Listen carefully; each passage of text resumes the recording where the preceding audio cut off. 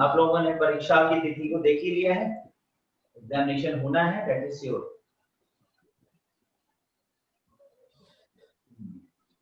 स्नेहा तबीयत ठीक है?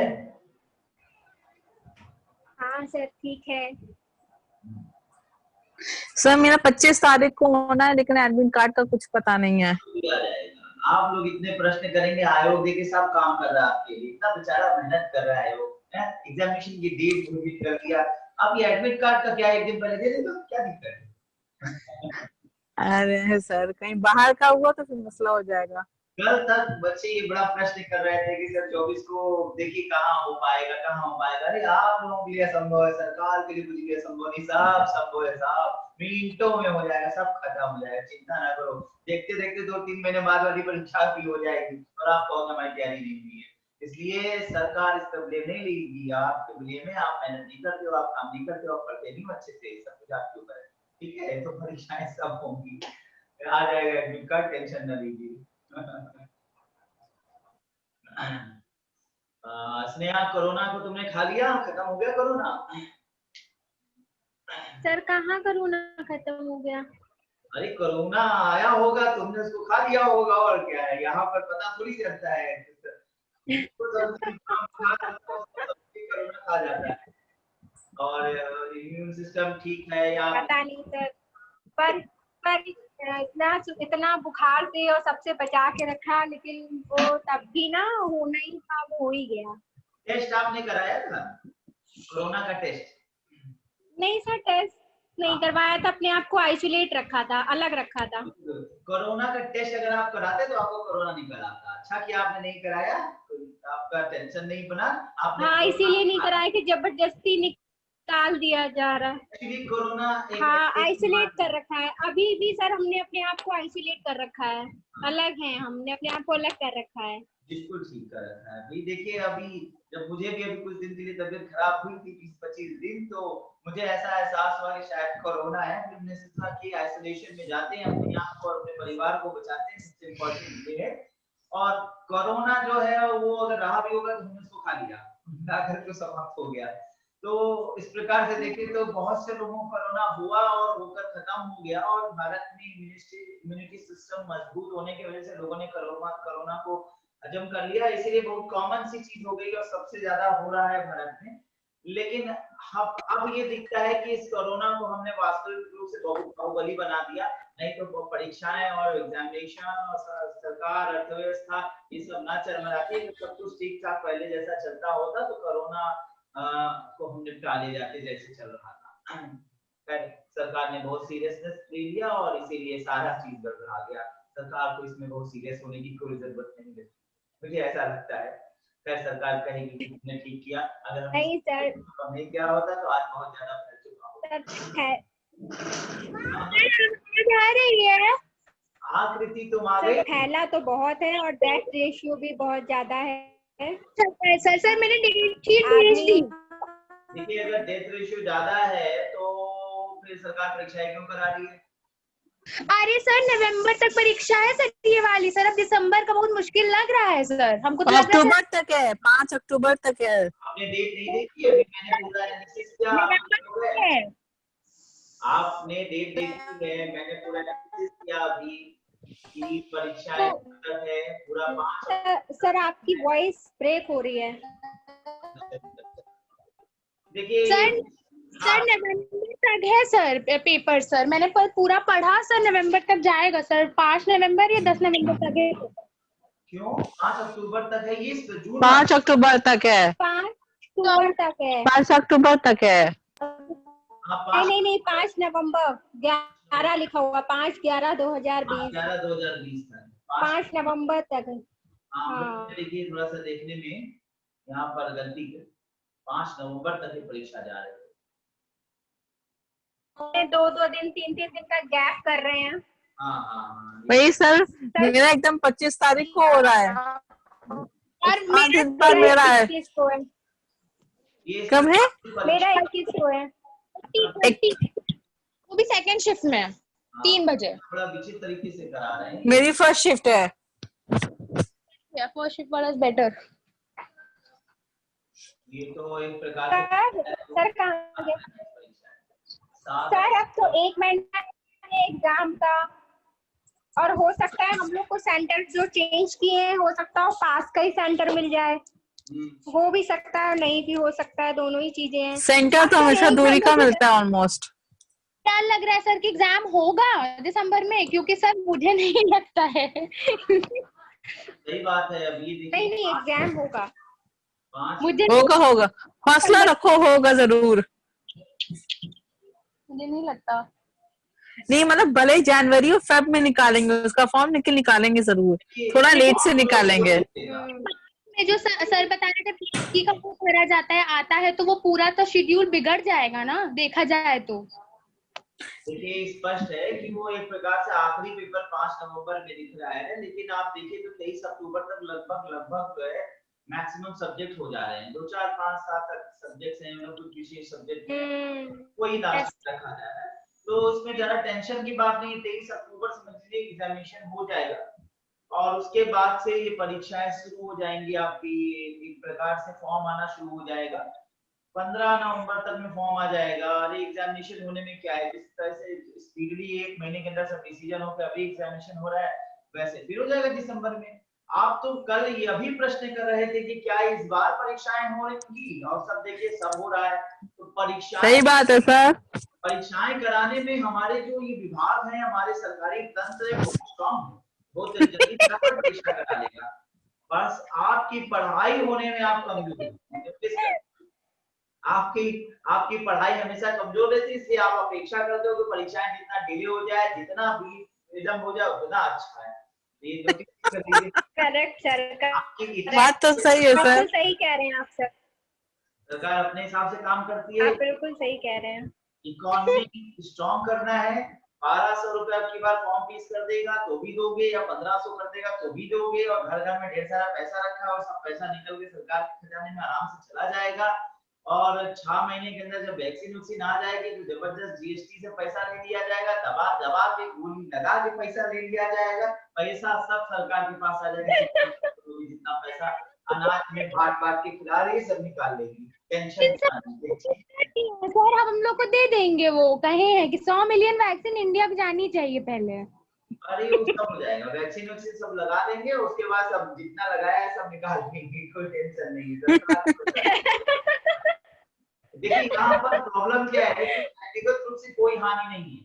जितने हमारे सरकार के तंत्र के लोग हैं, जितने मंत्री हैं, अधिकतर सब करोड़पति हैं। एक दो गधा होगा जो करोड़ों ना कमाया होगा, लेकिन जितने विधायक थे, सांसद है, सब करोड़पति हैं और सबको सब प्रकार की सुविधा है। अगर एक सांसद बीमार होता है तो वो एम्स में नहीं एडमिट होता, क्योंकि एम्स में सुविधाएं अच्छी नहीं है, मेदांता में जाता है, मेदांता में अच्छी सुविधा है, बढ़िया सुविधा है। प्राइवेट हॉस्पिटल में ज्यादा अच्छी सुविधा है, और सरकार प्राइवेट हॉस्पिटल की फंडिंग सांसदों को कर रही है, आपके लिए कुछ नहीं है, बस उनके लिए सारी चीजें व्यवस्था है। तो सरकार ने सब कुछ अपने लिए बना रखा है, सारा तंत्र अपना है। एक पैसे का भी नुकसान किसी भी मंत्री, किसी भी संतरी, किसी भी विधायक, किसी भी सांसद का नहीं हुआ इस कोरोना में, इसलिए कोई फर्क नहीं पड़ता। सरकार का नुकसान हुआ है। सरकार है क्या? सरकार तो एक तंत्र है ना, वो कुछ दिनों बाद अपना तंत्र सुधार लेगी, वो जीएसटी और बढ़ा देगी, 50% कर देगी तो भी अनाज खाओगे, तमाम चीज करेगी तो भी सब कुछ खरीदोगे, रेस्टोरेंट जाओगे वहां टैक्स बढ़ा देगी, और रेस्टोरेंट जाओगे जरूर, जैसे कोरोना खत्म होगा, घूमने जाओगे, निकलोगे, तो फिर 1 आध साल के अंदर सरकार अपनी इकोनॉमी बढ़िया कर लेगी, और फिर उसके बाद मंदिर बना देगी, आप लोग पूजा करने भी जाओगे, घूमने भी जाओगे, सारी चीजें हो जाएंगी, तो वो पूरी तरीके से अपने आप को सेट कर लेंगे। और अब आप भी अपने आप को सेट कर लीजिए, ये ऐसे ही व्यवस्था है, हमें इसी व्यवस्था में जीना है। अगर आप हर समय सैटारिज्म करोगे, आप हर समय आलोचना करोगे, तो आप गलोगे, कोई फर्क नहीं पड़ता है सरकार के ऊपर, उसकी सेहत पे फर्क पड़ता है, ना सरकार के नुमाइंदों पे फर्क पड़ता है। आपको अपने आप, ये बात तो सच है। सरकार तानाशाह हो गई है सर, अब हमारे यहाँ तानाशाही शासन चल रहा है, प्रजातंत्र शासन नहीं रह गया है। डेमोक्रेसी तो नहीं है, ये बात तो श्योर है, there is no democracy in democracy.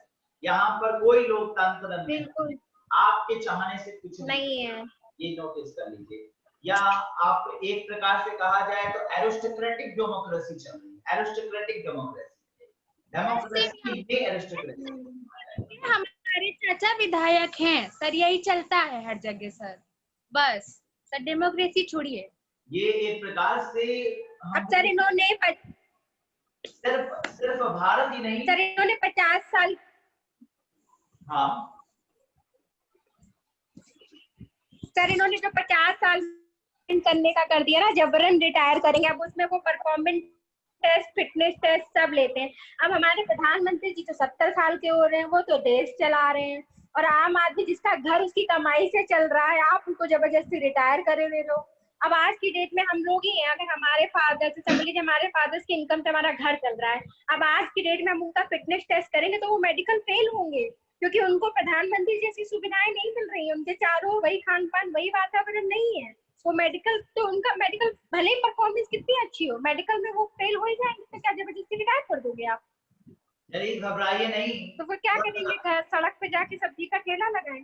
थोड़े से दिन और बीतने दीजिए, कोरोना खत्म हो जाने दीजिए, फिर एक नई पार्टी बनाते हैं और हम लोग खड़े होते हैं प्रधानमंत्री के साथ, हम लोग के साथ आ देंगे, उसके बाद हम ही जाते हैं। सर आप आगे चलिए, हम लोग पीछे हैं।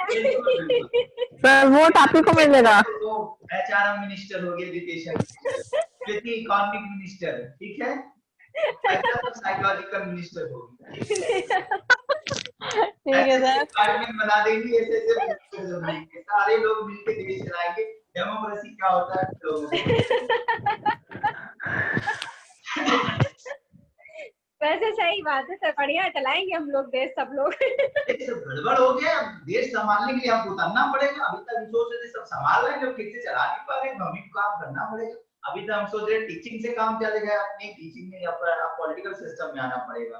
Now I will be in the political system, हमारी चलेगी काम करने के लिए, और पूरा देश सुधारना है भाई, संविधान बचाना है। यहाँ ना सुप्रीम कोर्ट सुन रहा है और ना ही हमारे एग्जीक्यूटिव सुनते हैं, ना कोई सुनता है। अब हम लोग सुनाएंगे सबको कि अब वास्तविकता में डेमोक्रेसी क्या होती है और किसे कहते हैं जनतंत्र, और सही रूप से संविधान के हम ही संरक्षक बनेंगे। सुप्रीम कोर्ट कुछ नहीं कर पा रहा है, ठीक है, तो चिंता ना करिए, हम आ रहे हैं, कमिंग सून। अब सर 1 महीना पेपर का है, अब हम लोग किस रणनीति से पढ़े? अगर हम लोग को पास में सेंटर चला जाता है तो देने जाएंगे। देखिए, दो रास्ता मैंने आपको पहले बताया था। एक रास्ता है कि आप बिल्कुल गंगा जी में कूद जाओ, ठीक है, और 1 महीना अंतर्गत जो हो सके उछल उछल के कूद के करो, और दूसरा रास्ता है किनारे से भाग जाओ, ठीक है, यानी अब अगले एग्जामिनेशन मिले लोगों, यानी वो होना है हो जाएगा। आपका जब नहीं, ये सरकार बहुत स्ट्रांग है, ये 1 जनवरी को आपको परीक्षा कराएगी, नोटिस कर लीजिए, कुछ भी कर सकती है। जैसे अभी आप देखिए नवंबर तक में परीक्षाएं करा देंगे और फिर नवंबर में नया फॉर्म निकाल के दिसंबर में फिर से परीक्षा की तिथि आ जाएगी, टाइम टेबल हो जाएगा सर, हो जाएगा। हाँ सर, ये कुछ भी हो सकता है। आपने देखा इतना लोग चिल्लाते, हो जाएगा सर, पिछली बारी बिल्कुल इतना बच्चे चिल्लाते नहीं, फॉर्म बहुत जल्दी आ जाएंगे, पैसा चाहिए ना सरकार को। हाँ, सब टाइम पे होगा, टेंशन ना लीजिए, सब टाइम पे होगा। हाँ, वो अलग बात है, नौकरी नहीं लगेगी किसी की, क्योंकि नौकरी लग जाएगी तो उसको वेतन देना पड़ेगा, और सरकार के पास इकोनॉमी नहीं है, तो वेतन अभी सबके लिए मुश्किल है सरकार के, इसलिए उसको टेंशन न लीजिए। वेतन वाली नौकरियां निकलेंगी सन 2022 और 24, उसका इंतजार करेगा, भी आएंगी, लोगों को खुश भी किया जाएगा, उसका रास्ता भी निकलेगा। लेकिन अभी एग्जामिनेशन वाला फॉर्म आएगा, यानी अभी नेट का फॉर्म आएगा जिसमें पैसे मिल जाएंगे और लोग फॉर्म जरूर भरेंगे। तो देखिए बहुत बच्चे खुश हैं।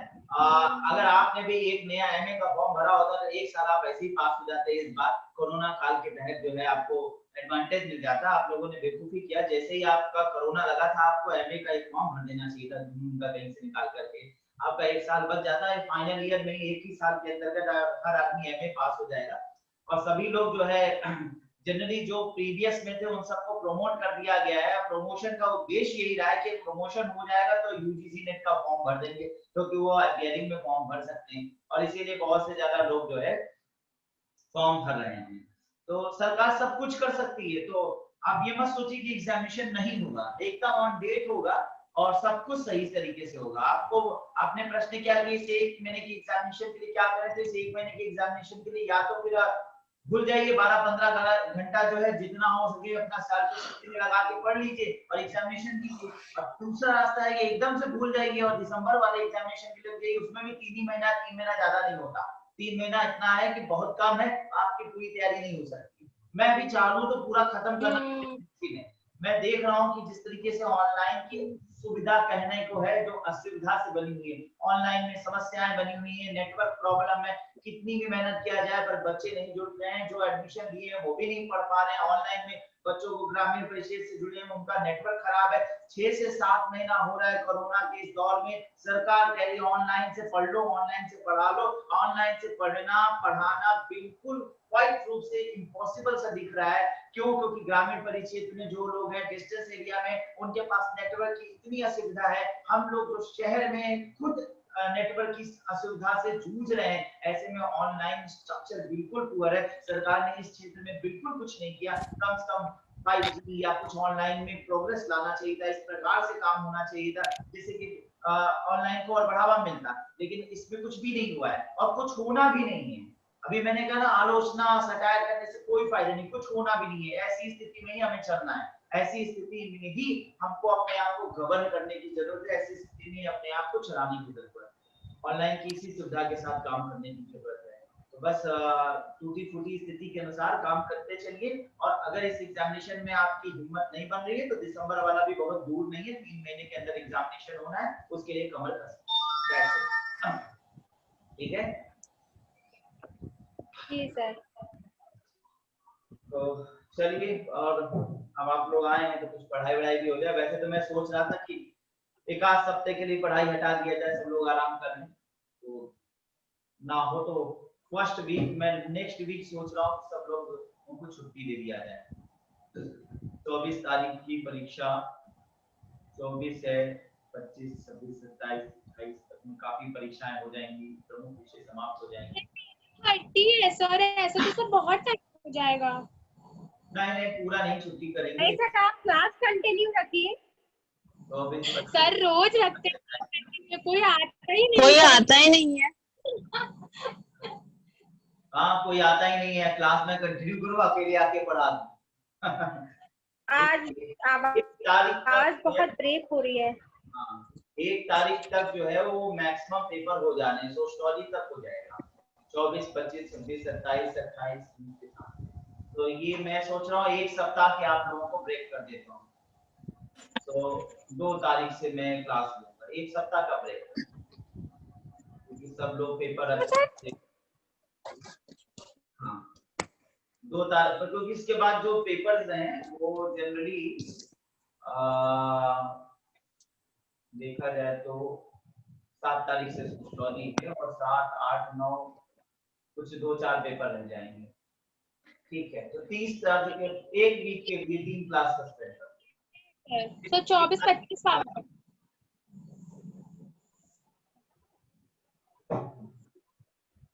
1 अक्टूबर से मिलूंगा। संभवतः कोचिंग भी खुलने की संभावनाएं हैं। तो स्कूल तो खोलने का सोचा जा रहा है सर कि 1 अक्टूबर से खोला जाएगा। लेकिन दिल्ली में दिल्ली में मना हो गया, दिल्ली में नहीं खुल रहा, दिल्ली में 20 अक्टूबर तक कुछ नहीं खुलेगा, गाइडलाइन आ गई है। 20 अक्टूबर 20 अक्टूबर हाँ, 20 अक्टूबर। अभी तो 5 अक्टूबर था, 20 अक्टूबर कर दिया। हाँ, दिल्ली में सर, दिल्ली का आया है, केवल केजरीवाल सरकार ने निकाला है कि 20 अक्टूबर तक अभी कोई कॉलेजेस, स्कूल और कोचिंग सेंटर वगैरह कुछ नहीं खुलेगा, ऑनलाइन ही चलेगा। ऑनलाइन चलेगा, ऑनलाइन वो सुविधा दे रखी है। सर केस भी बहुत ज्यादा हो गए ना दिल्ली में, टेस्टिंग भी ज्यादा हो रहा है ना, तो रेस्टोरेंट इसीलिए केस भी निकल रहे हैं, ज्यादा पकड़ में आ रहा है। रेस्टोरेंट से केस नहीं बढ़ता है, मॉल क्यों चला रहे हैं जी, रेस्टोरेंट क्यों खोले हैं? हाँ सब चल रहा है। मेट्रो भी चलने लगी सर, मेट्रो भी चल रही है। मेट्रो भी चलने लगी, नॉर्मल ट्रेन भी स्टार्ट हो गई। भैया रेस्टोरेंट में लोग जाते हैं, हाँ सब चल रहा है। तो वहाँ ज्यादा फैलने के चांसेस है, या जब कोचिंग के अंतर्गत बच्चा आएगा मास्क लगा के दूर दूर बैठा रहेगा वहां चांसेस, ज्यादा चांसेस रेस्टोरेंट में है कि यहाँ रेस्टोरेंट में है सर, ज्यादा चांसेस मॉल में है कि कोचिंग के अंतर्गत? तो ये सोच के अनुसार कर रहे हैं, बंद करेगा मॉल वगैरह में है सर। भाई बंद बंद करना है तो सब बंद, सब खुला हुआ है, हाँ सब खोल नहीं दीजिए। सब खुला हुआ है। और पता बस ये है कि भीड़ नहीं है, लोग जाते नहीं है। वही है, कोई मतलब नहीं है। चलिए जो भी है, एक वीक के लिए ऑफ कर देता हूँ, उसके बाद फिर 1 तारीख से फिर शुरू कर दूंगा, यानी 3 क्लासेस, इसमें काफी पेपर आधे करने पड़ जाएंगे, कई विषय समाप्त हो जाएंगे। तो सर 1 तारीख से आप कोचिंग को ऑफ करेंगे? हाँ हाँ, नेक्स्ट वीक 1 सप्ताह के लिए ऑफ, 24, 25, 26 क्लास चलनी है, नहीं अच्छा। 1 तारीख से चलेंगे। 1 तारीख से ही देखेंगे, अगर कोचिंग खुलती है तो फिर सीधा सीधा कोचिंग अगर खुल रही होगी तो फिर मैं नेक्स्ट वीक से शुरू करूंगा, मतलब वो इन्फॉर्मेशन इसलिए दे दूंगा क्योंकि अगर कोचिंग खुली है तो फिर उसी हिसाब से कोचिंग में जाकर वहां सेटअप तैयार कराना होगा, सब व्यवस्था करना होगा हमें। अगर कोचिंग नहीं खुलती है तो कोई बात ही नहीं, तब ऑनलाइन क्लास चलाता रहूंगा। कोचिंग खुलेगी तो उससे डायरेक्ट क्लास स्टार्ट करूंगा, फिर वहीं से ऑनलाइन क्लास चलेगी और फिर तो सर जब हाँ कोचिंग खुलने के बाद ऑनलाइन क्लासेस तो चलती रहेंगी ना? कोचिंग खुलने के बाद ऑनलाइन हमेशा चलेगा, एटलीस्ट जो लोगों को एडमिशन दिया उन लोगों के लिए जरूर, आप लोग इसको लेकर पैनिक मत होइए। वो इसलिए ऑनलाइन चलेगा कि वहाँ ऑफलाइन क्लास में ही ऑनलाइन कंटिन्यू हो जाएगा, यानी जब वहाँ बच्चे बैठे होंगे तो वो यही सेटअप वहाँ हो जाएगा और आपकी ऑनलाइन ऑफलाइन दोनों क्लास चलेगी।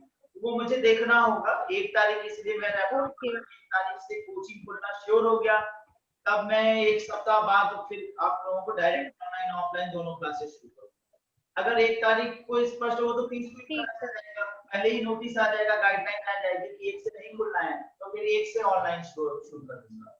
ठीक है, तो मैं 1 सप्ताह का सिर्फ यहाँ पे ब्रेक कर रहा हूँ, उसका रीजन ये थोड़ा सा एग्जामिनेशन पॉइंट ऑफ व्यू से भी बच्चे थोड़े पैनिक हैं, इसलिए कोई आ नहीं रहा है। मैं देख रहा हूँ आज फिर भी 3-4 लोग दिख रहे हैं। कल तो मुझे इतनी गुस्सा आई थी कि बस मेरा मन हुआ था कि मैं सब बंद कर दूं, सारी क्लास ऑफ कर दूं, क्योंकि एक या दो लोग अब बात बताइए सब। अच्छा, बच्चों में 2 लोग आएंगे तो पढ़ाने बढ़ाने का मन नहीं होता, लगता है कि भैया सब लोग हाँ सर। आज भी ऐसा नहीं कि बहुत ज्यादा लोग हैं, 6 ही लोग हैं, तो फिर भी चलिए आज थोड़ा बहुत जरूर पढ़ा दूंगा। 1 सप्ताह का ब्रेक करके अब नेक्स्ट क्लास 1 तारीख को तब चलेगी जब कोचिंग ये नहीं खुलेगी, लेकिन अगर कोचिंग खुलना श्योर होता है तो उसके 1 सप्ताह बाद, यानी कि मैं ये देख लूं अगला रहेगा फिर 9 तारीख से, 9 तारीख थर्सडे रहेगा, नहीं 9 नहीं 8 तारीख, हाँ 8 तारीख को थर्सडे रहेगा और 7 तारीख तक सोशियोलॉजी का एग्जाम भी हो जाएगा। ठीक है, तो उसी हिसाब से मैं आपको इन्फॉर्मेशन दूंगा। ठीक है। हेलो सर 1 तारीख से हमारा एग्जाम है। हाँ कोई बात नहीं है, टेंशन मत लो, तुम 2 को आ जाना, काहे टेंशन ले, वैसे तुम कौन रोज आते हो, काहे का टेंशन लेते हो? मेरा 7 को है सर। और क्या, जब मैं रोज आता हूँ आप लोग नहीं आते तो काहे को टेंशन ले, और 1-2 दिन ना आइएगा, और जब कोचिंग चलेंगी तो फिर रेगुलर आ जाएगा। वही 1 तारीख को एग्जाम देकर सीधा कोचिंग खुल जाएगी तो 8 तारीख से कोचिंग में मिलिएगा, वही क्लास में फिर आप लोग। ठीक है, मेरा 7 तारीख को है। हाँ ठीक है सर। ठीक है ना, कोई टेंशन नहीं है। अरे हो गया, ये वाली परीक्षाएं दे लीजिए जैसे तैसे, लेकिन अगला दिसंबर के लिए तो तैयार कर लीजिए अपने आप। ठीक है, ठीक है सर। सर हम दोनों परीक्षा के लिए तैयार हो गए हैं। ठीक है एकदम। इतनी पढ़ाई हुई है उसको आप 1 सप्ताह कर रहा हूँ, 1 सप्ताह के दिन आपको छुट्टी हो जाएगी, आप एकदम लग के रिवाइज कर लीजिए जो जितनी पढ़ाई हुई है। ठीक है, बहुत पढ़ाई मैंने करा दी है, लगभग 4 से 5 यूनिट थ्योरी के हो चुके हैं, और 200 नहीं अब तो 250 वीडियो, इधर में मैंने 50 वीडियो अपलोड कर दिया है, 250 वीडियोस हैं। 250 वीडियोस का अगर आप देखेंगे एक वीडियो का अप्रोक्सीमेटली आधा घंटा पौन घंटा ऐसे वीडियो है, तो अगर आप 250 वीडियो को रिवाइज करके देखेंगे तो उतना नेट नहीं, इंटरनेट नहीं है, वो सब आपके लिए 10 दिन बहुत हो जाएगा। सब रिवाइज कर डालिए, 10 दिन के अंदर अपना पूरा परीक्षा देके जनरली फ्री हो जाएगी, क्योंकि 1 तारीख तक कई लोगों की परीक्षाएं हो जाएंगी। ठीक है, और फिर उसके बाद अगर कोचिंग नहीं खुलती है तो मैं 1 या 2 तारीख से 1 तारीख से आ जाऊंगा, क्लास लूंगा ऑनलाइन। ठीक है, तो बढ़िया है। अगर मान लीजिए कि कोचिंग खुलती है तो फिर एक सप्ताह बाद सीधा कोचिंग में मिलेंगे, तब वहीं से ऑनलाइन ऑफलाइन दोनों स्टार्ट करेंगे। ठीक है, क्लियर? 8 तारीख से। तो चलिए फिर कुछ पढ़ा दूं आज, ताकि आज का नींद लग जाए पढ़ाई।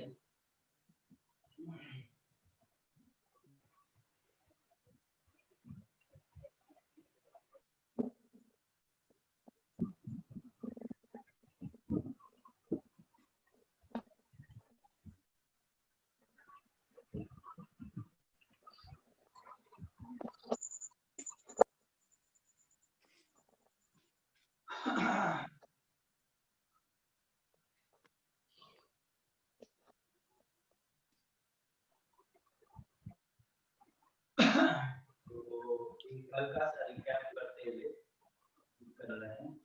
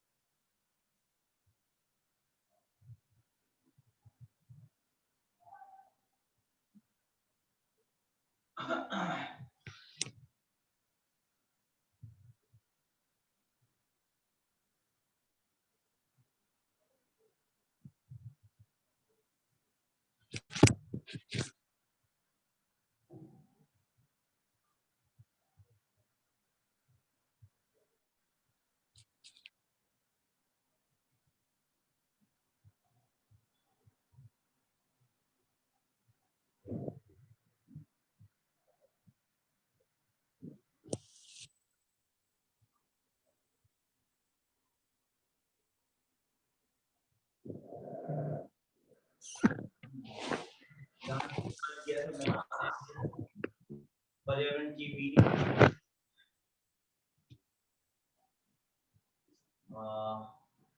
पर्यावरण क्या है इसके विषय में बताया था, पर्यावरण के श्रेणीकरण किया था, पर्यावरण में कुछ भाग दैट इज एटमॉस्फेयर, उसके अंतर्गत जो उसके लेयर्स आते हैं इसके विषय में बताया था, मेजर गैसेस कंट्रीब्यूशन बताया था, हाइड्रोस्फीयर, लिथोस्फीयर, बायोस्फीयर, इन पे डेप्थ एनालिसिस किया था। उसके बाद इकोसिस्टम पढ़ाया, इकोसिस्टम क्या है ये हो चुका है, फिर importance of ecosystem that is with कीट पक्षी पौधे, इस पर मैंने पूरा एक वीडियो बना के अपलोड किया था, फिर ग्रेट इंडियन बस्टर्ड इसके विषय में भी डेप्थ में बताया था।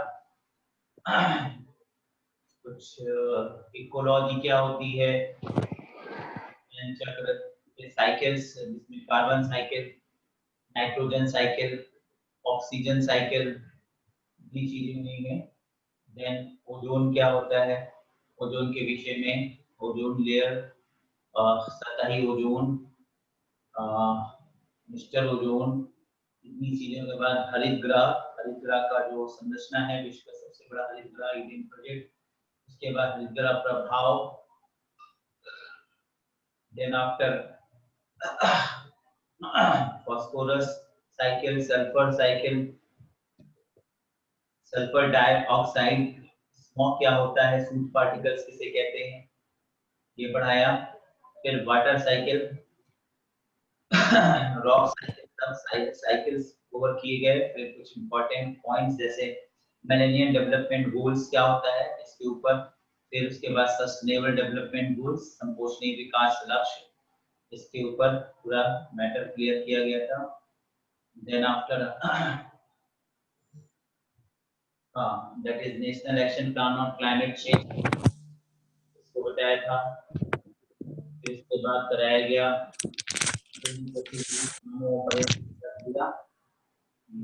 इसके अंतर्गत प्रदूषण क्या है, प्रदूषण से संबंधित कुछ टर्म्स, इकोसिस्टम, इको, टोन इत्यादि पर चर्चा हुई थी। फिर पर्यावरण मुद्दे, स्थानीय, क्षेत्रीय, वैश्विक प्रदूषण, प्रदूषक, वायु गुणवत्ता इत्यादि इत्यादि को बताया गया था, एक पूरा टेबल प्रदूषण के ऊपर। फिर एयर क्वालिटी इंडेक्स क्या होता है उसे बताया था। Then after taught you about the air pollution. What is air pollution? Air pollution से related कुछ factors और एयर पॉल्यूशन के में जो तंत्र आते हैं तत्व एलिमेंट्स जैसे chlorofluorocarbon, CFC, carbon monoxide, heavy elements, materials, फिर कुछ करंट फैक्ट्स जैसे ऑड इवन फॉर्मूला, इस पर चर्चा हुआ था। देन आफ्टर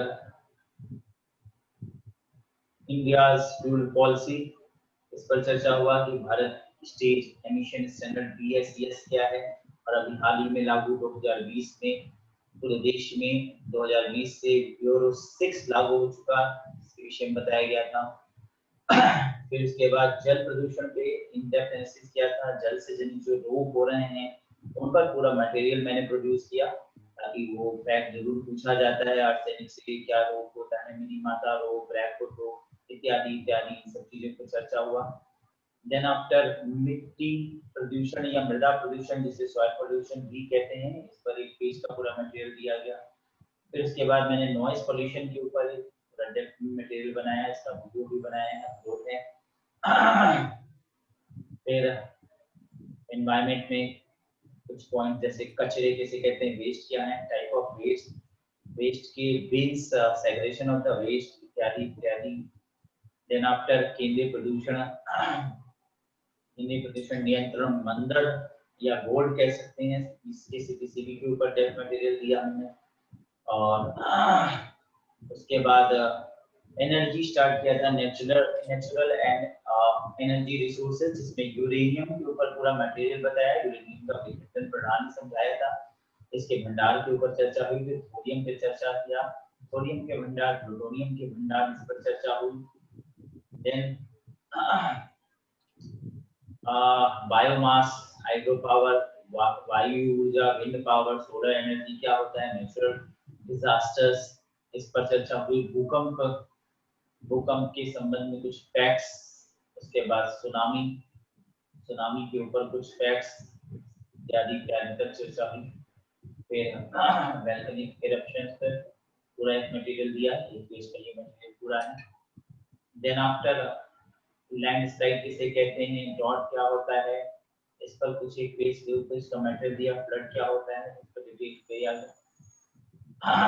उसके बाद चक्रवात के विषय में पूरा डेप्थ में बताया गया, चक्रवात क्या होता है, कैसे उत्पन्न होता है, चक्रवात का नामकरण कैसे पड़ा, चक्रवात के कारण जैसे एलिन, नीलोफर, बुध, वर्षा, इसके अलावा चक्रवात उन पर भी मेथड्स दिए गए अलग से। इसके बाद कितनी चीजें पढ़ाया गया और फिर शुरू होता है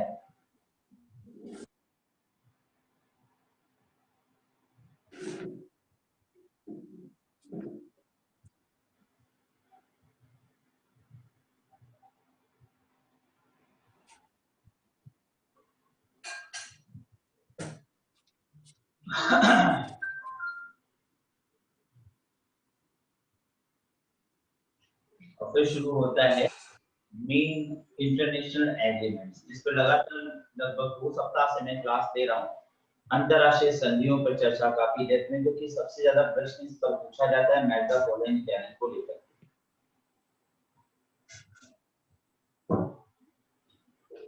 जिसमें 1971 में रामसर सम्मेलन की चर्चा सबसे पहले होती है।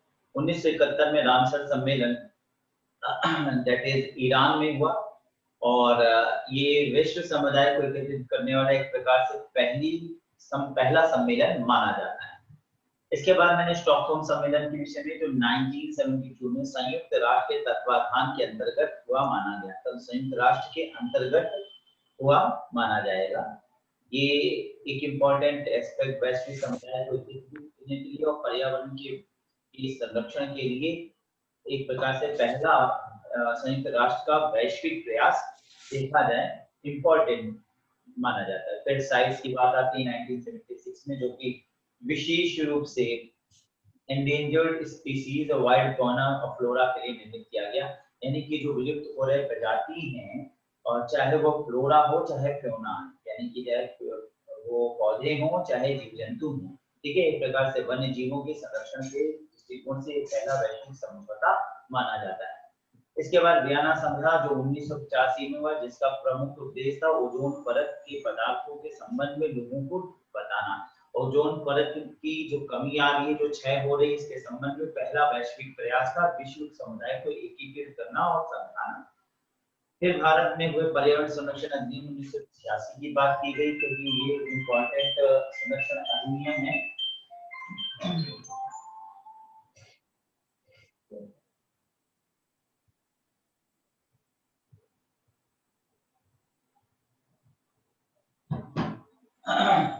So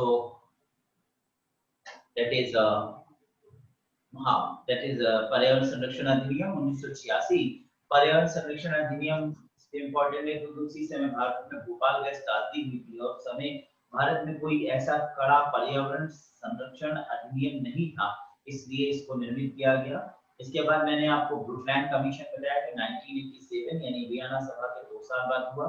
देखिए इसी समय ब्रुकलैंड भी हो रहा था और इसी समय मॉन्ट्रियल प्रोटोकॉल भी हो रहा था। ये दोनों ही एक ही वर्ष में हुए, प्रकार से विशेष संगठन था जो वैश्विक संगठन। इस वर्ष 1987 का यह वर्ष माना जाता है जब विश्व पर्यावरण को लेकर बहुत ज्यादा चिंतित था। ब्रुकलैंड कमीशन, इसका इंपॉर्टेंस है कि ये पहला संपोषी विकास पर गठित एक मंच था। मॉन्ट्रियल प्रोटोकॉल, ये एक प्रकार से देखा जाए तो ये ओजोन परत की जो क्षय है उससे संबंधित दूसरा प्रोटोकॉल माना जा सकता है, या दूसरा ऐसा समिट माना जा सकता है जो ओजोन परत के क्षय की समस्या के निस्तारण हेतु गठित किया गया था।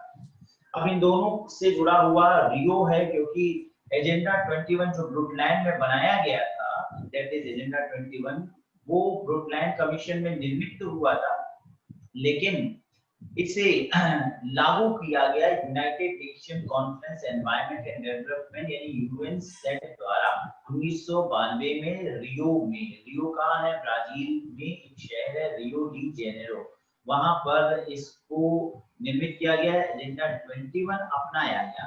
तो इस प्रकार से ये यूएनसेड, जिसे अर्थ समिट नाम दिया जाता है, जिसे रियो समिट भी कहा जाता है, जिसे यूएनसेड, यानी एक प्रकार से 3 नाम है, अर्थ समिट, रियो समिट, यूएनसेड। ये एजेंडा 21 जिसमें अपनाया गया मतलब देश को बताया, दुनिया को बताया गया कि देखिए ये एजेंडा 21 यानी 21वीं सदी के लिए एक एजेंडा निर्मित किया गया है कि कैसे हम 21वीं सदी में तो हमने ध्यान नहीं दिया और एक प्रकार से पर्यावरण को बहुत क्षति पहुंचाया। तो ऐसी प्लानिंग करें कि अगले 100 वर्ष से 50 वर्ष से 30 वर्ष में हम धीरे धीरे करके अपनी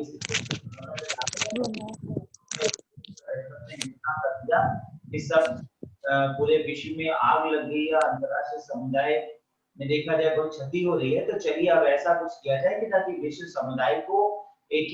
समुदाय को अगले कुछ वर्ष में आने वाले समय में हम फिर से वैसी स्थिति में पहुंचा दें, अपने पर्यावरण को वैसी स्थिति पहुंचा दें जैसे पूर्व में था, लेकिन विकास भी ना रुके। क्योंकि अचानक कोई ऐसा स्टेप उठाएंगे कि सब बंद कर दो, विकास रुक जाएगा। जैसे फॉर एग्जाम्पल अभी कोरोना काल में हुआ क्या, कोरोना काल में लॉकडाउन एक प्रकार से अचानक ऐसा स्टेप था जिसमें सब बंद कर दिया गया। तो एक प्रकार से ये सबसे ज्यादा नुकसानदायक स्थिति हो गई। अब अगर ऐसा संपोषणीय डेवलपमेंट किया जाता, संपोषणीय डेवलपमेंट जैसे अभी किया जा रहा है कि एग्जाम भी दो और समय भी ना खराब हो और कम से कम घर से निकलो, तो संपोषक रूप से कार्य किया जाता तो शायद बहुत बेहतर रास्ता होता। जैसे शैक्षणिक संस्थानों को एक कड़ा निर्देश हो जाता कि आप अपने एक क्लासरूम की डेप्थ के अनुसार 10 बच्चे 20 बच्चे से ज्यादा एक बैच नहीं पढ़ाएंगे। तो ठीक है भाई, हम अगर 20 बच्चे पढ़ाते तो हम ज्यादा फीस लेते और हम 10 बैच पढ़ाते, ये हमारे ऊपर होता है कि हमें सप्ताह में डबल मेहनत करना पड़ता, ट्रिपल मेहनत करना पड़ता, हमारा डेवलपमेंट भी ना रुकता और बच्चों का भी डेवलपमेंट ना रुकता, बच्चों की पढ़ाई होती रहती। अनिवार्य कर दिया जाता हर व्यक्ति को पीपीई किट पहन के ही निकलने के लिए कि अगर आपको घुटन होती है, पीपीई किट पहन के नहीं जा सकते तो मत जाइए, आपको देखते ही तुरंत ही जेल कर दिया जाएगा अगर आप पीपीई किट में नहीं होंगे। मास्क ना पहनने पर कड़ा जुर्माना, यानी इस पर कुछ ऐसे संपोषक तत्व अपनाए जा सकते थे। सोशल डिस्टेंसिंग का पालन करना जरूरी है। अगर पान लेने गए हैं तो लाइन लगा के लीजिए और नहीं, जो दुकान पे पान लोग लाइन लगा के नहीं लेंगे तो ये पान वाले की दुकान बंद कर दी जाएगी, अगले 2 दिन के लिए बंद कर दी जाएगी। इस तरीके से कुछ पैमाना अपनाया जा सकता था जिसमें सबका विकास होगा, उसे कहते हैं संपोषण ये विकास, सस्टेनेबल डेवलपमेंट। सस्टेनेबल डेवलपमेंट में इकोनॉमी, सोसाइटी और एनवायरनमेंट तीनों को लेकर चला जाता है। ऐसे ही कुछ अगर योजना बना के विकास करने की सोची जाती तो आज इकोनॉमी भारत की नाव चरमराती और स्ट्रॉन्ग इस रूप से रहता है कि हर व्यक्ति की इकोनॉमी मजबूत होती, मेंटल सेटिस्फैक्शन होता और हर व्यक्ति जो है वो डेवलप कर सकता। अब गवर्नमेंट ने इस चीज का शायद ध्यान नहीं दिया और इस प्रकार से विकास को बिल्कुल बंद कर दिया गया लॉकडाउन। अब यही बात कुछ ब्रुकलिन कमीशन के समय में सोचा गया कि पूरी तरीके से विकास को बंद कर दिया जाए, आने वाले 50 साल तक स्पष्ट कर दिया जाए कि कोई डेवलपमेंट नहीं होगा, सारी फैक्ट्रियां बंद कर दो, सब बंद करके घर में बैठ जाओ। लेकिन क्या सारी फैक्ट्रियां बंद कर दिया जाता, सब बंद कर दिया जाता तो लोग करते क्या? फिर वही आज से 200 साल पहले वाली स्थिति, यानी कृषि करने लगते, कृषि कार्य करते, खेती करते, खेती करके अपना जीवन जीते, इसके अलावा कुछ नहीं करते। तो ये सारी चीजें अगर देखा जाए तो जो हमारे लिए ड्रॉबैक होता, इसलिए संपोषणी विकास का तर्ज रखा गया। हमें पता था कि पर्यावरण को क्षति हो रहा है, हमें पता था कि एनवायरनमेंट नुकसान हो रहा है, हमें पता था कि ओजोन डिप्लीट हो रहा है, ओजोन लेयर डिप्लीट हो रहा है, हमें पता था कि ग्रीन हाउस गैसों का एमिशन बढ़ रहा है, लेकिन हमने लॉकडाउन नहीं लगाया, हमने बिल्कुल बंद नहीं किया। हमने कहा कि इनको धीरे धीरे कम किया जाए, धीरे धीरे हम इनके एमिशन को कम करें, धीरे धीरे हम अपने एनवायरनमेंट को सुरक्षित करें और एक प्रोग्राम बनाया जाए जिसे एजेंडा 21 कहा गया। दैट इज कहा जाए कि 21वीं सदी का प्लानिंग करके कार्य किया गया और इसके तहत ब्रुकलिन कमीशन और फिर रियो में एजेंडा 21 अपनाने पे तर्क दिया गया और एजेंडा 21 अपनाया गया 1992 में। फिर उसका 5-5 वर्षों पर मूल्यांकन किया गया, 2 बार, रियो 5 के नाम से 1997 में और 2002 में रियो 10 के नाम से, जिसे world summit on sustainable development का नाम भी दिया गया। उसके बाद 10 साल बाद एक बार पुनः रियो 20 के नाम से, यानी कि अर्थ समिट 2012 यानी रियो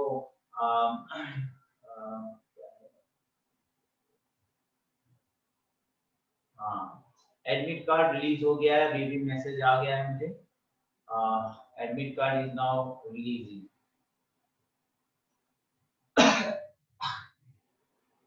हाँ, आप लोग एडमिट कार्ड को पूछ रहे थे, डाउनलोड एडमिट कार्ड। बहुत फास्ट काम कर रही है आंटी। 24-25 वालों का आया है कि सर सबका आ गया है?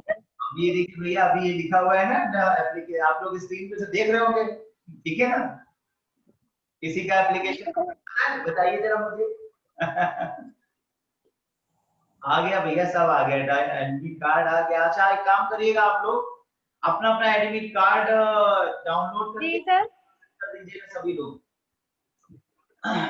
एडमिट कार्ड डाउनलोड करके। क्या सर, आवाज कट रही? आप लोग अपना अपना एडमिट कार्ड जो है डाउनलोड करके व्हाट्सएप कर दीजिएगा हमें। Okay sir. हाँ, अपना application number, date okay sir, ये सारी चीजें आप लिखकर हमें व्हाट्सएप कर दीजिएगा, तो उसका हम भी इसको स्टडी कर लेंगे, कहाँ कहाँ सेंटर पड़ रहा है, थोड़ा सा उसके हिसाब से प्लानिंग भी करना होता है, एग्जामिनेशन में पोस्टर बैनर भी लगवाना होता है, कई काम करना होता है, तो सब भी करना पड़ेगा, ठीक है? तो okay sir. Application number, date of birth आप लोग सब लोग हमें अपना मैसेज कर दीजिए और एडमिट कार्ड उसे भेज दीजिए। तो यहाँ पर कोई एप्लीकेशन नंबर बताइए, देखें क्या डेट ऑफ बर्थ है, कोई बताए तो मैं एक एडमिट कार्ड डाउनलोड करूँ।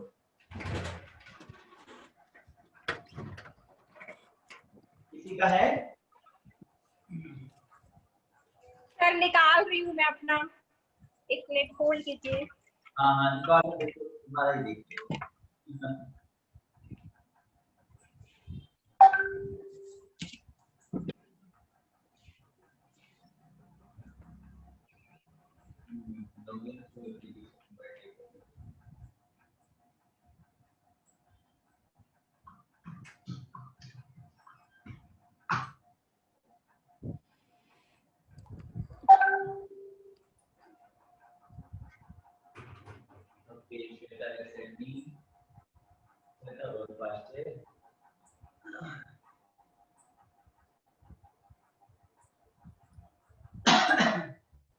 आप लोग आयोग को हल्का में लेते हैं, हल्के में लेंगे ना।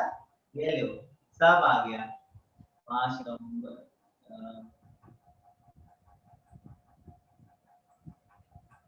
डेट ऑफ बर्थ भी बताओ बेटा Shweta. Yes sir. Date of birth बताओ। एक मिनट सर मैं आपको व्हाट्सएप करूँ कि बोलूं? अगर आप बोल नहीं सकते तो आप लिख के भेज दो। लिख के भेज दूं सर? हाँ, अगर आप बोलना नहीं चाहते तो लिख के भेज दीजिए, कोई इमरजेंसी नहीं है। डेट ऑफ नहीं बर्थ सर ऐसा कुछ नहीं है, ऐसा कुछ नहीं। हाँ ठीक सर भेज रही। आप लिख के भेज दो। 16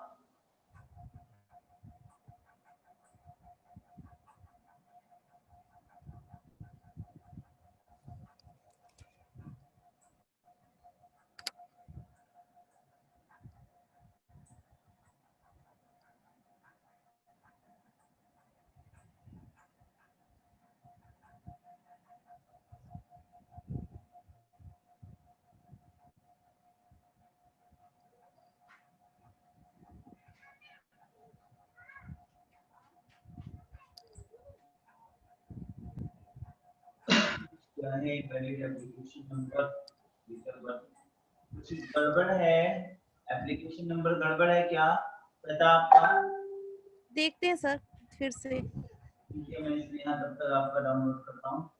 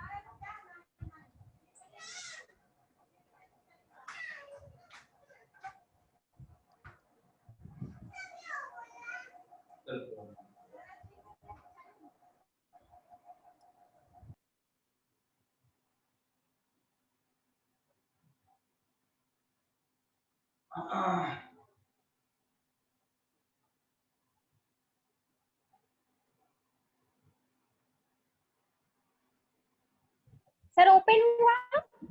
अभी ओपन नहीं हो रहा है, कुछ शायद इशू है, फिर भी देखता हूँ जैसे खोल रहा हूँ। सर पासवर्ड दूं क्या?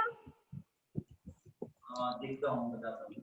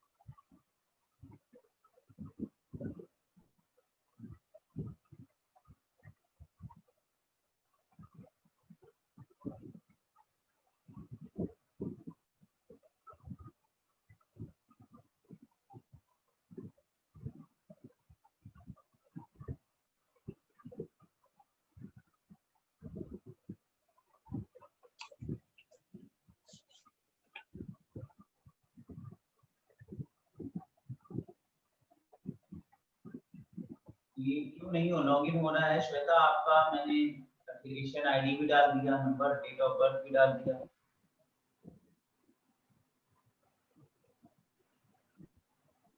सर क्या पता अभी सर 24 और 25 वालों का ही आया हो सर, और वालों का अभी सर कल परसों तक आए। हाँ हाँ, बेचारे लोग काम कर रहे हो हैं। सकता है ये भी हो। हाँ सही बात है। 5 नवंबर तक पूरे तंत्र बैठ करके फटाफट इतनी द्रुत गति से काम हो रहा है। सर उसमें लिखकर आया है कि 24th और 25th उनका आएगा। अच्छा हाँ उसमें लिखा हुआ है। उसमें डिस्प्ले है सर, मेरा आ गया। अच्छा, तुम्हारा आ गया। Yes sir. तो एडमिट कार्ड भेजो। कब है तुम्हारा हाँ एग्जाम? भेज रहे हैं सर। तुम्हारा एग्जाम कब है? मेरा 25 को है। चलो मुबारक हो। अच्छा तभी हमें यही लग रहा है कि उन्हीं का आया है जिनका 24-25 को एग्जाम है। हाँ हाँ इसमें लिखा हुआ है ना कि अभी उन्हीं का आएगा। लिखा है, बता रही हूँ। तो ऐसी बात है कि अभी आप लोगों का भेज दिया सर। आ रहा है। ये फैजा सेंटर पे तुम्हारा कहाँ पड़ा? ये दूर दिया? अब Abhay memorial trust group of institution Salahpur Bamrauli. यही मेरा लास्ट पड़ा था। ये दूर है बहन। बहुत हाँ यार। दूर है। सल्लापुर यहाँ से चेंज नहीं करवाया था क्या? 30 किलोमीटर 35 किलोमीटर का रेंज है। अरे सर सुबह 9 बजे से है भी। हाँ तो मेरा भी सुबह था, सुबह वाले शिफ्ट में था, ये दिसंबर वाले में, यही वहीं तो पड़ा था मेरा भी। मेरा लास्ट टाइम वहाँ पड़ा था। सेंटर चेंज करवाया था क्या? नहीं नहीं हम सेंटर क्यों चेंज करवाएंगे। चलिए एक चीज नहीं मैंने करवाया है ना, मैंने अपना अप्लाई किया है चेंज में। अच्छा नहीं अगर लास्ट टाइम यूनाइटेड ग्रुप में पड़ा था। मेरा भी। अच्छा नहीं, मेरा जून में पड़ा था यूनाइटेड ग्रुप में, और दिसंबर में मेरा ये पड़ा था अभी मेमोरियल में। वापस बहुत दूर था। अगर पॉसिबल हो तो मैं जी सर। कहूंगा कि आप ऑटो से मत जाइएगा, अपने साधन से, घर के साधन से मास्क वास्क लगा के जाइएगा। वैसे तो है बहुत दूर, 30-35 किलोमीटर पड़ जाएगा, जी सर। लेकिन एक दिन पहले अगर आप गार्डन में चुपचाप जा करके सन्नाटे में एक सेंटर अपना देख लेंगे तो रोड समझने में कितना दूर है, ठीक है ना। जी सर। एक दिन पहले अपना शाम को निकल जाएगा, मास्क वास्क लगा कर सेंटर देख लीजिएगा। 3-4 बजे निकलेंगे तो 8 घंटे में आराम से पहुंच जाएंगे, 1 घंटा लगेगा। और जी सर। सेंटर पे सर मार्क्स वगैरह मिलेंगे? नहीं सब लेके जाना है, यहाँ लिखा तो हुआ है। मास्क को दूसरे मास्क लिखा नहीं, है? हैंड सैनिटाइजर और ये वाटर बॉटल खुद ले जानी है। मास्क का तो नहीं बोला, मास्क लगा के आना है बोला है इसमें। बिल्कुल। और एक हेयर प्रोटेक्टर मतलब आप ले लीजिएगा, जो हेयर को प्रोटेक्ट करते हैं, वो सस्ता ही आता है, 2-4 रुपए का रहता है, तो लगा लीजिएगा। मास्क डबल लगा लीजिएगा, और अगर हो सके तो फेस शील्ड खरीद लीजिएगा। फेस शील्ड तो सामने लगाते हैं पूरा शीशा, ठीक है। सर ऐसा लग रहा है पेपर नहीं ऑपरेशन थिएटर जा रहे हैं। सही बात है।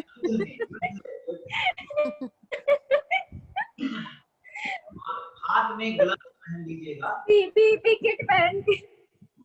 हाथ में ग्लव्स पहन लीजिएगा। और सर पूरी पीपी किट खरीद ले। घर से निकलते समय नाक में तेल लगा लीजिएगा। कुछ चीजें नोटिस कर लीजिए आप लोग, ये सब करना जरूरी है। घर से निकलते समय नाक में तेल लगा लीजिएगा, 4-4 बूंद तेल डाल लीजिएगा, बहुत कड़वा लगेगा लेकिन डाल लीजिएगा, और जैसे तेल लगा लीजिएगा। भगवान। एक बार घर से निकलने के बाद घर में आने तक अपने हाथों को किसी भी कीमत पर अपने नाक और होंठ पे टच न करिएगा। जैसे कि अक्सर हम लोग ऐसे ऐसे करते रहते हैं, यूं करते रहते हैं, बिल्कुल नहीं करना। मास्क हटना ही नहीं है। एक बार मास्क हटाना पड़ेगा जब आपको अपना चेहरा दिखाना पड़ेगा, यानी कि आप जब वेरिफिकेशन होगा तो आप बस ऐसे मास्क को खोल करके दिखाइएगा और तुरंत ब्लॉक कर दीजिएगा।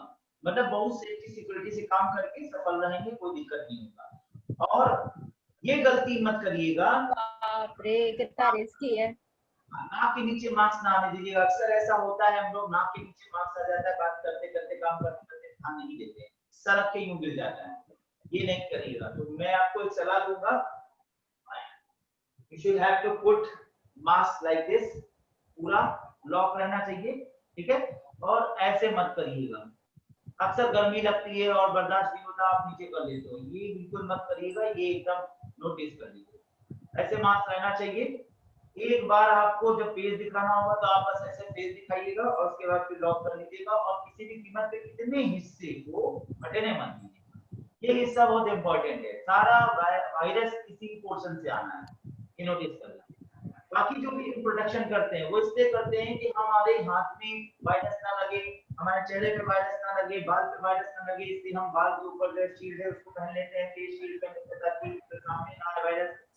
ये सब कुछ खुलने से जा सकता है, यानी आप आएंगे सब एक्सटर्नल, सीधा घर लौटिए और घर लौटने के बाद सबसे पहले हाथ को सैनिटाइज कीजिए, धुलिए अच्छे से, बाल को खोल लीजिए, मुंह हाथ सब धुल लीजिए, और फिर उसके बाद आप पूरे कपड़े को धुलने में डाल दीजिएगा और फिर मुंह खोलिएगा, यानी कि आप बिल्कुल नहा लीजिएगा आने के बाद। इस तरीके से आप सोचिए। और हाथ को हर हाल में बचाए रखिएगा, नाक तक फुसलाने न दीजिए। हाथ और नाक और मुंह का रिश्ता नहीं होना चाहिए, तब आप सेफ रहेंगे। बिल्कुल सेफ्टी के साथ काम करिएगा। परीक्षा तो देना है, अब आप देख ही रहे हैं, इसलिए बच के देना। तो एग्जामिनेशन तो तुम्हारा फाइनल है, ये हो जाएगा 25 तारीख।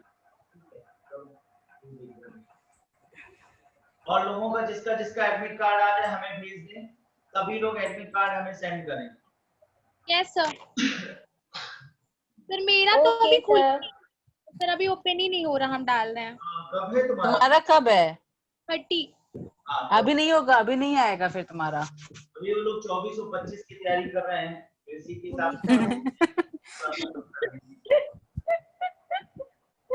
तो सर क्या ये रिजल्ट भी ऐसे निकालेंगे जैसे जैसे पहले पेपर होते 24 जाएंगे वाला वैसे वैसे रिजल्ट?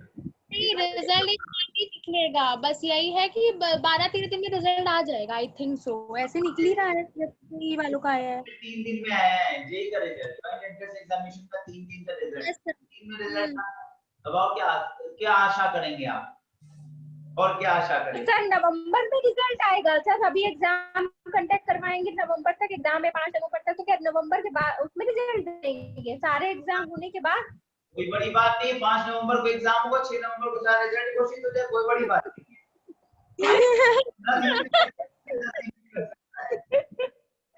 अरे बहुत फास्ट काम कर रही है आंटी। और फॉर्म भर दो तो रिजल्ट आता था, हम लोग अखबार हाँ, और 10 तारीख को वो दिन चले गए। और 10 तारीख को ही नए फॉर्म आ जाएंगे, नए फॉर्म भी तुरंत ही आ जाएंगे। 15 नवंबर को आपको नया फॉर्म मिलेगा, देखिएगा हमारी भविष्यवाणी सच होगी। 15 नवंबर को नया फॉर्म भर रहे होंगे। सर रिजल्ट क्या ही भले ही बाद में दें, हाँ, रिजल्ट फॉर्म पहले आ जाएंगे। अरे कोई फर्क नहीं पड़ता है, आप ये समझिए कि नवंबर में ही आपका रिजल्ट आ जाएगा, नवंबर में आपका फॉर्म आ जाएगा। इस बार फॉर्म थोड़ा महंगा रहेगा क्योंकि इकोनॉमी सरकार की गिर गई है, थोड़ा पैसा और बढ़ा के देना होगा, 1000 की जगह 1200 लगेगा। सर जैसे कि अरे बाप। सर जैसे 24 से 30 तक का रिजल्ट निकाल रहे हैं, एक phase, second phase, third phase, sir कुछ कह नहीं सकते सर, इनका क्या दिमाग है? ऐसे नहीं करते, रिजल्ट एक साथ जनरेट होगा, रिजल्ट एक साथ जनरेट होगा, उसको कैलकुलेट मैनिपुलेट तमाम तरीका करना होगा, उसको देखना होगा, तो रिजल्ट एक साथ ही आएगा। पहले तो आंसर की निकालेंगे ना सर?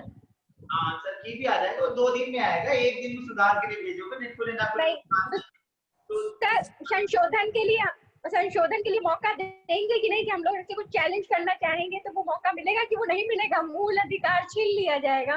मूल अधिकार है, 1 दिन के लिए दे देंगे आपके मूल अधिकार को, अब नेट नहीं खोलेगा, इसका मूल अधिकार का काम नहीं हाई कोर्ट काम करता है, 5 साल बाद हाई कोर्ट, अब तक मैं 10 बार पेपर दे चुकी हूँ, हाई कोर्ट है ना, किससे बैठा है, इन्हीं सब कामों के लिए, तो ठीक है। अब मूल अधिकार वो भी तो सर सरकार का ही है ना। ये है आंसर की सबसे खतरनाक चीज होती है सर, हम कभी नहीं देखना चाहेंगे एग्जाम देने के बाद। अरे बहुत हालत खराब रहती है। ये नए प्रकार का लोकतंत्र है, नए प्रकार का लोकतंत्र है, इसको एक नया नाम देंगे हम, एरिस्टोक्रेटिक डेमोक्रेसी है। यहाँ पर मिश्रित स्वरूप है, मिश्रित तंत्र चल रहा है, यानी कि जो राजा बन जाता है उसको राजा बनने का अधिकार है, 5 साल तक उसका कोई कुछ नहीं उखाड़ सकता। ये एक बहुत ऐसी चीज है जिससे कि सरकार सो जाती है, ये थोड़ा सा दबाव होना चाहिए। 5 साल बाद आप फिर कुछ नहीं कर सकते क्योंकि आपके पास विकल्प कम रह जाता है, फिर आप किसको देंगे? कांग्रेस को देने लगेंगे। कांग्रेस कितनी अच्छी है ये आपको पता है, फिर नहीं तो परेशान होकर भाजपा को ले आओगे, फिर कोई त्रिशंकु विधानसभा या त्रिशंकु संसद बनेगी जिसमें सब मिलजुल के बना लेंगे, तो 10-15 साल ऐसे बीत जाएगा, आप परेशान हो जाओगे, अंत में फिर किसी एक मेजॉरिटी को दे दोगे। ये ऐसे ही चक्कर चलता रहेगा जब तक कोई ऐसा इस प्रकार का सिस्टम नहीं होगा जिसमें हम सरकार को जनता इनको वापस बुला सके। जैसे सिंगापुर में बहुत अच्छा राइट टू रिकॉल, जनता उनको कॉल बैक करती है, चले और तुम चला, ठीक है सही कह रहे हो, तुमसे इकोनॉमी नहीं काम नहीं हो रहा है, इकोनॉमी नहीं चल सर देश में ऐसा है, बाहर की कुछ कंट्रीज में ऐसा है, सिंगापुर वगैरह में है, कुछ देशों में है ऐसा कि वापस बुला लेते हैं। बिल्कुल एक बहुत अच्छा सिस्टम है, इसमें कम से कम दबाव रहता है कि हाँ साहब हमको कब बुला लिया जाएगा। जैसे भी सरकार ने दबाव बनाया कि 5 साल की संविदा रहेगी, 5 साल के बाद आपकी नौकरी पक्की होगी। अब 5 साल दबाव रहेगा, पता नहीं कब हमारी सरकार गिरा दे, पता नहीं कब हमारा सरकार गिराने में हमारी नौकरी चली जाए। ये दबाव बना रहेगा तो आप अच्छा काम करोगे और फिर इस प्रकार से व्यवस्था चलती है। तो वही दबाव की जरूरत है यहाँ पर भी, लेकिन ऐसा व्यवस्था हो नहीं पाएगा। संविधान में संशोधन करने के लिए पार्लियामेंट कुछ करेगी और पार्लियामेंट ऐसा कुछ करेगी, इसलिए सटायरिज्म क्रिटिसिज्म से बाहर आ जाएगी, कुछ नहीं हो पाएगा, आपको खुद पॉलिटिक्स में कूदना होगा। चलिए फिर हम अपनी सरकार बनाएंगे तो आप लोगों से बात करेंगे, ठीक है? तो तो पहुंचिए, फिर आगे बढ़ा जाए, थोड़ा सा और देख लिया जाए, रिवीजन नहीं हो पाएगा, कोई बात नहीं, हम नया शुरू नहीं करेंगे आज। तो फिर मैंने आपको बताया था कि संपोषण डेवलपमेंट के आधार पर रियो 10 और रियो 20 इसको बनाया गया। देन आफ्टर मॉन्ट्रियल प्रोटोकॉल जो उसी समय हुआ था 1987 में, उसमें प्रमुख तत्व ओजोन परत की क्षय की समस्या को लेकर विचार करना, जो जिम्मेदार तत्व हैं उनको इसमें सम्मिलित करना इत्यादि इत्यादि।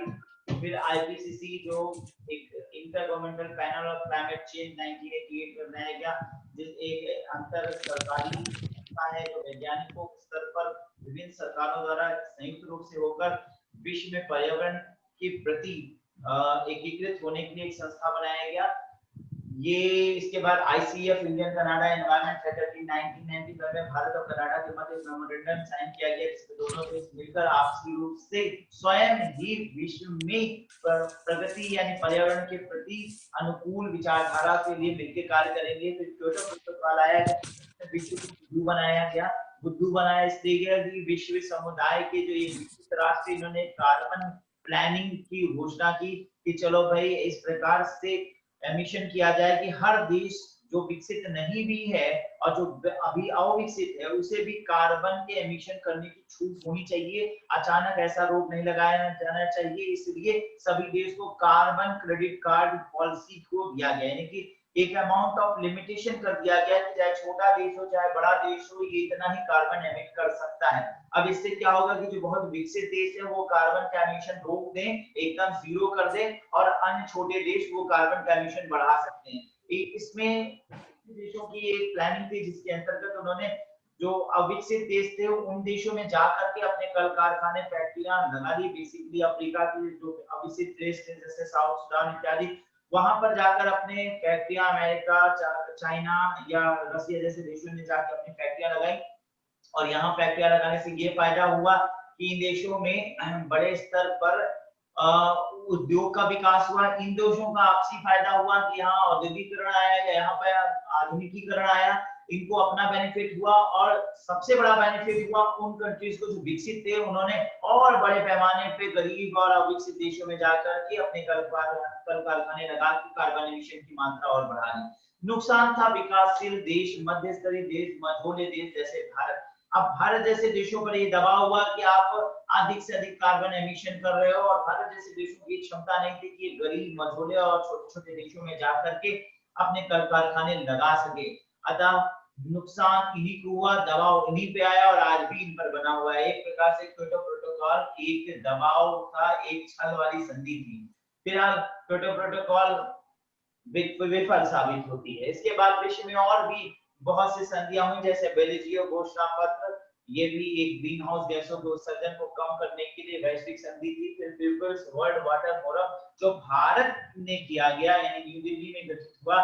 ये भारत की एक ऐसी योजना जिसमें इस बात का विरोध किया जाना, जो संयुक्त राष्ट्र संघ के तत्वाधान में या बहुत से अंतर्राष्ट्रीय जो संस्थान है उन्होंने इस बात को स्वीकार किया कि निजीकरण कर दिया जाना चाहिए पानी का, यानी जल का निजीकरण कर दिया जाए, जिससे जल स्तर जो लगातार गिर रहा है उसको उठाया जा सके।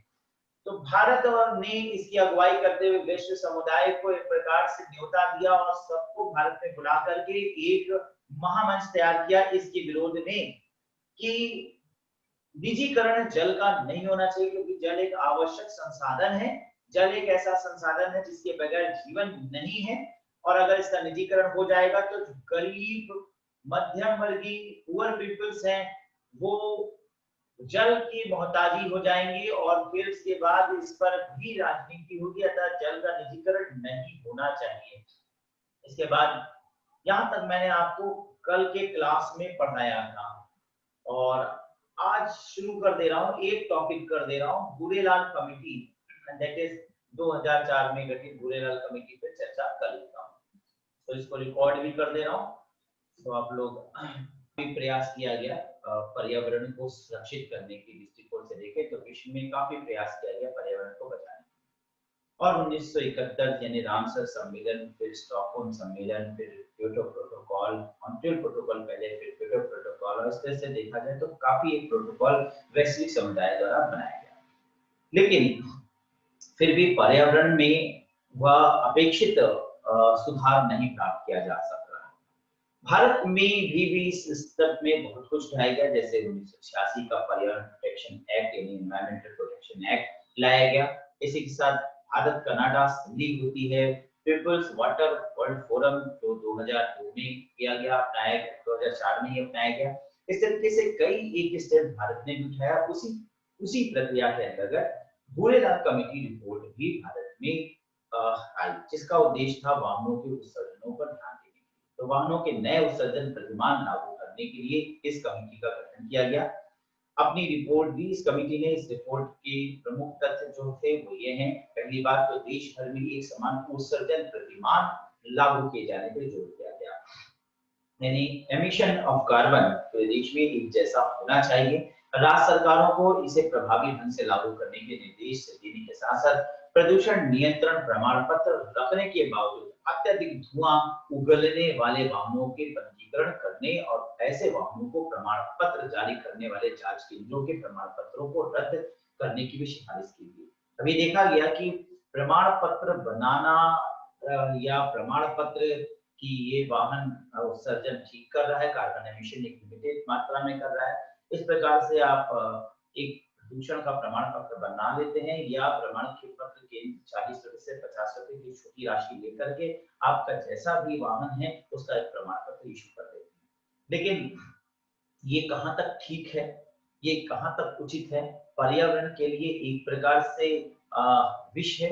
इस दृष्टिकोण से इस पर सिफारिश की गई कि प्रमाण पत्र होने के बावजूद अगर वाहन ज्यादा एमिशन कर रहा है कार्बन का तो उस वाहन को सीज कर देना चाहिए और इसके साथ ही साथ उस प्रदूषण केंद्र को भी सीज कर देना चाहिए जिसने प्रमाण पत्र जारी किया।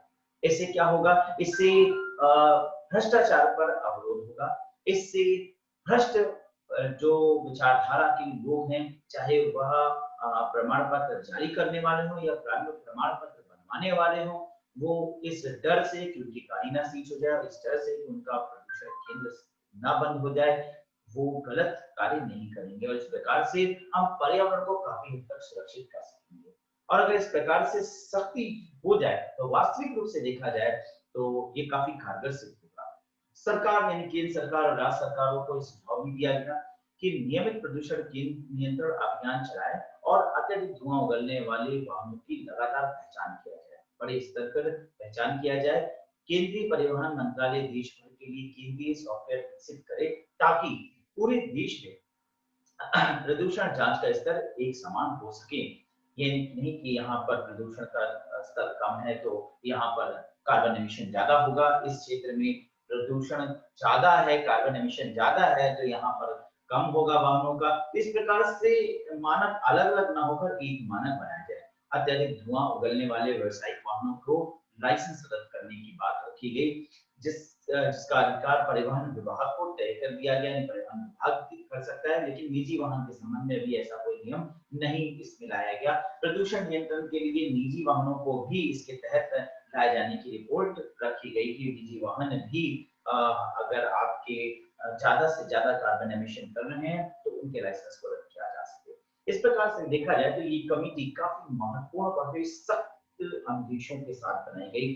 2004 ही सही, लेकिन 2004 में जो इसने नियम बताए, अगर उन नियमों को आज लागू कर दिया जाता कड़ाई से तो काफी हद तक हम पर्यावरण में कार्बन के एमिशन पर नियंत्रण प्राप्त कर सकते थे। खैर, इसमें हमें मुख्य बातों को ध्यान रखना है जो कहा गया है। ऐसी बात है कि इस तो क्लियर हो गया होगा मैंने यहाँ बताया, ठीक है? Yes sir, yes sir, yes sir. चलिए एक और करा देता हूँ, मरुस्थलीय पर यूएन सम्मेलन, क्योंकि इसके बाद एक इम्पोर्टेंट टॉपिक होगा पेरिस एग्रीमेंट, और वो शुरू करूंगा जब नया टॉपिक पेरिस एग्रीमेंट। तो चलिए मरुस्थलीय पर यूएन सम्मेलन, यूएन कॉन्फ्रेंस ऑन डिसर्टिफिकेशन और 9 में